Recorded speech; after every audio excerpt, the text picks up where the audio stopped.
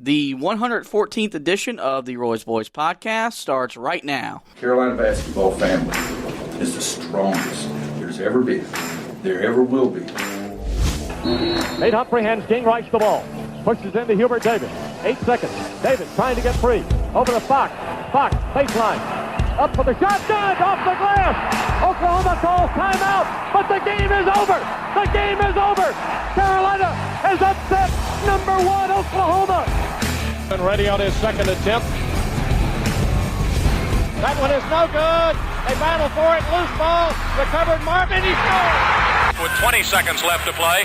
Goes back to Michael Jordan. Jumper from out on the left. Good! 63-62. 13, 12, 11. Georgetown with one timeout. Fred Brown looking. Oh, way to Worthy. Worthy 5. The Tar Heels are going to win the national championship. Carolina with foul. He takes the timeout. They're out of timeout. Technical foul. Technical foul. Brown gets it into Williams. Here comes Williams front court. Williams on the drive. Gets it back out to Head. Long outside shot. Short rebounded. May. It's over. Carolina has won the national championship. And how about them Tar Heels? They are the national champions.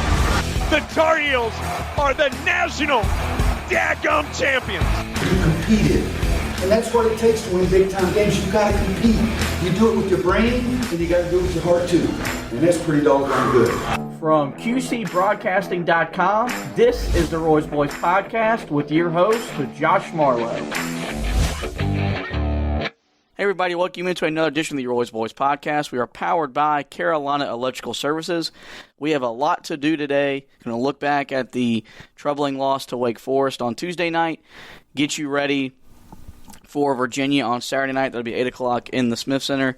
And our two segments, Opening Tip and Beat the Buzzer, do return. Anthony, how are you feeling on this Thursday morning after 4 straight losses and the continued embarrassment since Cole Anthony returned? Well, your slow tone over there pretty much describes how I feel. I'm actually sick today, and this team makes me sick with the effort that they continue to show in games like this against opponents that they should be beating. They are more talented than, and they always find a way, so far this season, to lose these types of games. This game shows that this team is probably lucky to win 1 or 2 more games the rest of the year and is on track to be the worst team that Roy Williams has ever coached statistically in terms of wins. There's before this season, lowest number of wins that he ever had in a season was 19. That's probably going to change very quickly. Yeah, this team ain't winning 9 games the rest of the way. Exactly. Unless, they'd have to make one of the, postseason tournaments and make a run. Honestly, like 2010. They'd have to get rigged. They'd have to rig it for the Tar Heels to win. Oof. Yeah. They play the way they played the other night. We're going to dive into that, but first, Anthony is going to provide another update of Heels in the NBA in our first segment, the Opening Tip. This is the Opening Tip. All right, so looking at the guys in the NBA, well, Harrison Barnes really played well against San Antonio the other night for the Kings. 25 points, 7 rebounds, 9 of 13 shooting. He seemed to sort of, hit his groove in Sacramento, a team that struggled early in the year, but now is really kind of feeling it.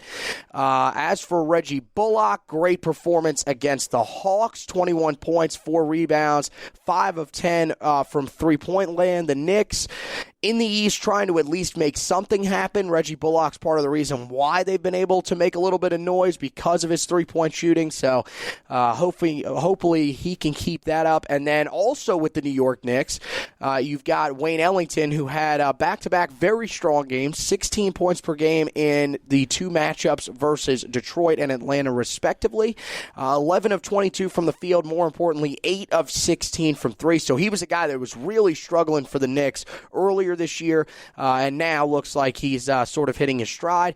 We mentioned it right before we came on here. None of the guys did make the Rising Stars Challenge. Unbelievably, I don't know how Kobe White is not in there. But unfortunately, he didn't make it. Cameron Johnson didn't make it, despite his unbelievable dunk in the game against the Lakers the other night where he threw down over JaVale McGee.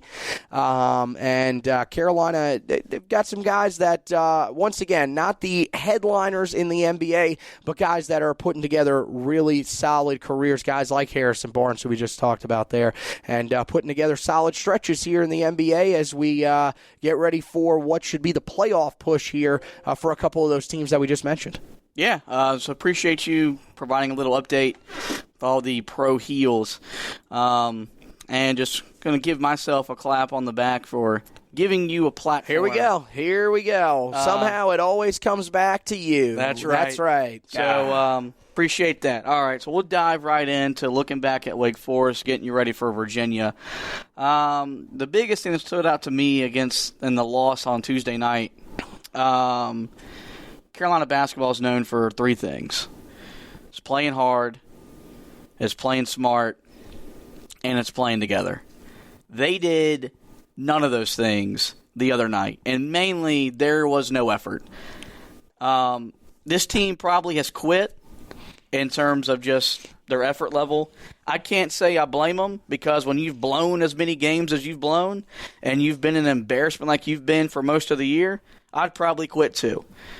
But to go to Wake Forest, a team that is, you're one of your favorite sayings that team's not that good. And a lot of times, Wake Forest is trash. Let's be brutally honest here. They're not a true statement when you make that comment. Wake Forest isn't that good. No. Least talented team in the ACC. Can we agree on that? Least talented team, and they have a coach that no matter what you do, he's not coming back. Yeah, he's going to get fired. Let's be real honest. Danny Manning is a guy that probably will have some success at a mid-major school. He is not the guy for Wake Forest. He will be gone after the season is over. And you allowed this team to build their biggest lead they've had on any team this year on you. I think we probably knew at the first media timeout this was not going to be our night, and that's exactly what happened. You shoot 33%, 6% from three. They did make their free throws, but that would have been a lot more helpful Saturday night, and you would have beaten Duke, and then we wouldn't care that we lost to Wake Forest. Well, here's the biggest problem that I have with what they've been doing with that, with the free throws and shooting from the field. They never seem to correlate. When has there been a game this year where Carolina has shot the ball well from the field and from the free throw line in the same game? Miami, NC State. There you go. So the last two times they won. There you go. So the two wins that you thought might be able to get you back on track. Outside of that, you've never really been able to consistently do that, where you have a game where you shoot well from the field and from the free throw line in the same game. It's one or the other, and that's got to change. And, the other night, yeah, that's great that you shot that well from the free throw line. If you would have gotten to the free throw line 38 times like you did against Duke and shot that well, then you probably would have been in the game or win the game. The problem is you get to the free throw line 16 times, you hit 14 of them. When you shoot 33% from the field, though, you got no chance. You're not going to win a game like that. And, it's not like Wake Forest shot the lights out either. You're right. I don't think it was quite that early that we knew, because it looked like for a while there was some punchback. The minute that Wake Forest started knocking down their outside shots, that was it. The team literally just stopped playing. There was a stretch where they went from, they never led in the game, but I believe they went from being tied to down 12, snap of a finger. And that was it. There was no chance after that. And the lead grew to what? What was the largest lead? 26. That they had? 26. I knew it got above 25. That's terrible. Let's just be real honest here. I know that a lot of people are going to sit there and say, well, look, we shouldn't be knocking these guys. And okay, bull crap. Here's the thing. I believe that the people that are going on to their social medias and putting this stuff, and one of the girls that writes for the Daily Tar Heel Sports, her name is slipping my mind right now. But she wrote an article yesterday that I thought was fantastic. You should not be going on there leaving comments about how these guys are complete trash, your family should abandon you, or something like that, okay? Let's be real honest. The fact that you are going on to these college kids' social medias and having to leave a degrading comment all because they didn't win a basketball game, okay, that's the moment you got to look in the mirror and say, look, I'm a 40-something-year-old man or whatever, and I'm leaving this type of comment on somebody's Instagram. That's completely uncalled for. But it's okay to say that a game like this is unacceptable. You cannot. My biggest issue is not that they lost this game. It's how they lost. It's the fact that they got dominated from the word go by a team that is, if we're being honest, probably shouldn't even be playing in the ACC in terms of talent level. This is a team that I said the other day is probably a middle-of-the-road A10 team in terms of talent. They got beat by Charlotte earlier this year. Right. And look, I don't think that Charlotte's that bad. I've told you, Ron Sanchez has something building there. Here's the problem. I told you that. No, you didn't. Here's the problem. This is not a team that you should be getting embarrassed by. This is one of the best chances left on your schedule to win a game, and you got toasted. I mean, it can't happen. Are you done? Cannot happen. You good? Maybe. Yeah. You look at the stats, they tell the story of why this team is 10-14 and 3-10 in the ACC. 12 of 23 on layups, that's a joke. 12 fast break points, that's not Roy Williams basketball. 17 offensive rebounds, yay. 13 second chance points. That's less than 1 point per rebound. That's unacceptable. And that's been all year. That was the same thing against Duke. Now, they thrived on points off of turnovers. Yeah, they scored 17.